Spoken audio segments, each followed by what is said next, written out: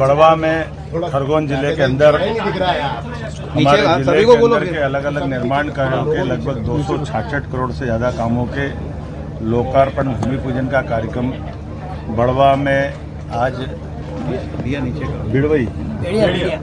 बेड़िया नामक स्थान पर हमने ये पूरा कार्यक्रम संपन्न किया।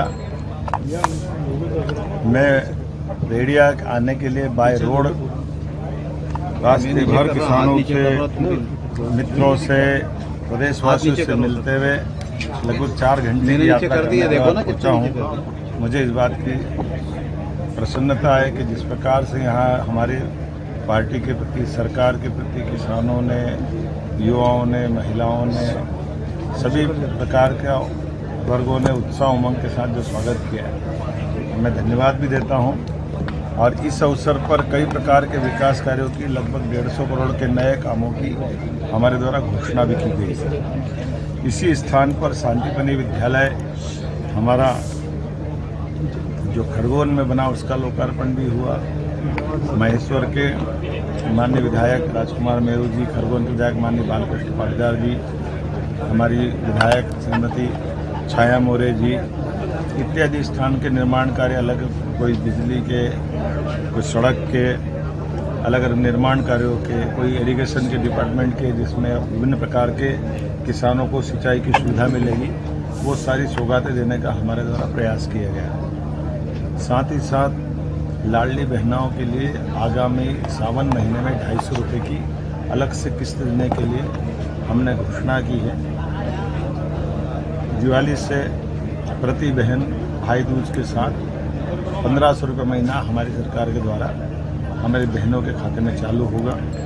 अर्थात इस तरह से अक्टूबर से 1500 रुपये महीने की इंस्टॉलमेंट दिवाली के अवसर पर बहनों को प्रारंभ होगी। इसी प्रकार से 27, 26, 28 तक जो हमारी घोषणा है 3000 तक की, वो निश्चित रूप से पूरी होगी। हमने एक एक संकल्प पत्र को अपने वचन पत्र की तरह उसको पाबंद किया है कि हर हालत में हमारे किसानों के, जैसे हमने MSP पे मूंग खरीदी चालू की, गेहूं को 2600 रुपये कुंटल में खरीदना प्रारंभ किया। ये पूरे देश में इतना ज़्यादा राशि कहीं नहीं दी गई गेहूं की जो अपने राज्य में दी गई। यही कारण है कि उपार्जन में भी हम देश में बहुत अग्रगण्य भूमिका में आए हैं।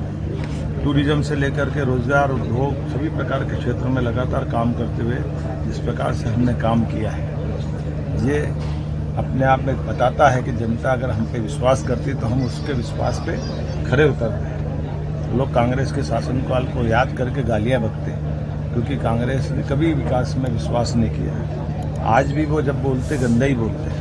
मैं मान के चलता हूं कि कांग्रेस के अध्यक्ष को अपने बीते 55 साल के किए गए कारनामों के आधार पर माफ़ी मांगना चाहिए जनता के साथ। जब मध्य प्रदेश को पीछे धकेलने का काम किया, बिजली, पानी, सड़क, सब मामलों में हमारी सरकार उम्दा काम कर रही है और अधिकांश क्षेत्रों में हम नंबर 1 की स्थिति में आ रहे हैं। मैं उम्मीद करता हूं आने वाले समय में विकास का ये विश्वास कायम रहेगा। मेरी अपनी ओर से बधाई। लेटेस्ट खबरों के लिए लाइक, फॉलो और YouTube पर सब्सक्राइब करें, बेल आइकन दबाएं, साथ ही विजिट करें SwadeshLive.com पर।